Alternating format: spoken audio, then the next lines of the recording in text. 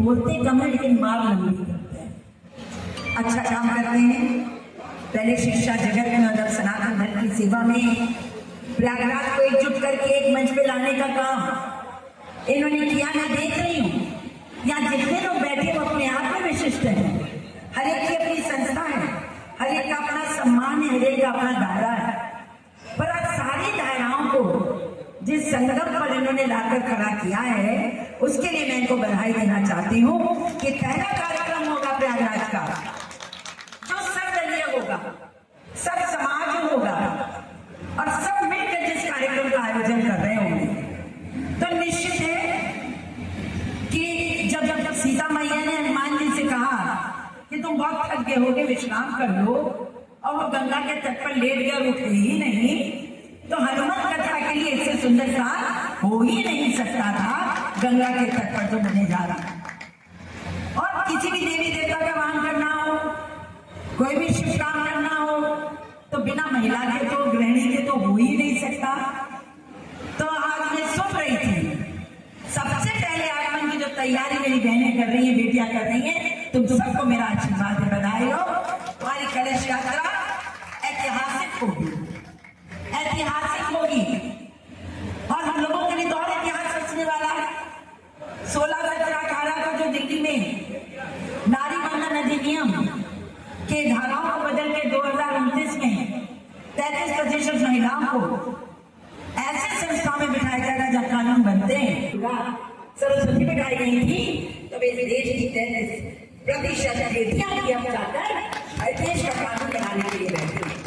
बहुत सुंदर समय पे आपका आयोजन हो रहा है, बहुत सुंदर समय पे, और इनकी मंच पर रामायण का गायक जो कि भक्ति संगीत से लेकर और सामान्य संगीत तक अपनी पैर रखते हैं, उदय आप ही कर सकते थे भाई। तुमको मेरा आशीर्वाद है, हमेशा ही रहा है। और मैं ये कह सकती हूँ कि यहाँ मैं नेता के रूप में नहीं, प्रयागराज की एक बेटी के रूप में उपस्थित हुई हूँ। जो काम मुझको दोगे मैं करने को तैयार हूँ। बस एक ही बात आपसे कहूंगी जो शुरू में कहा गया और वो सच है, अगर माध्यम हमारा इतना सुंदर निकला तो नागरिकों के सहयोग से निकला। अगर हर घर में 100-100, 200 लोगों को कहीं ना कहीं संरक्षण नहीं दिया होता, सहूलियत नहीं दी होती तो ये मेला हो नहीं सकता था। अगर हमने विघ्न नहीं किया, शोर नहीं किया, 22,000 सदस्यों की कुछ हो जाए हम आनंद बाद में उठा लेंगे।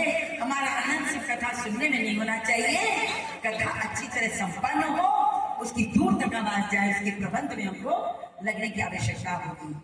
इन शब्दों के साथ मैं ये कहूंगी, प्रशासन बताया उदय जी ने पूरा सहयोग दे रहा है, लेकिन जैसे मैं बधाई देना चाहूंगा अपने भाई उदय जी को, जिन्होंने वाकई में त्याग उत्थान समिति का जो तात्पर्य है उसको सिद्ध करने का एक अच्छा प्रयास किया। इलाहाबाद का, प्रयागराज का जो स्तर धार्मिक और सांस्कृतिक जो विभिन्न तरीके से इसमें सहयोग कार्यरत है, प्रदेश स्तर पर कार्यरत है, कमेटी से संबंध है, भद्रगति रामला कमेटी संबंध है, और बड़े आयोजनों से संबंध है।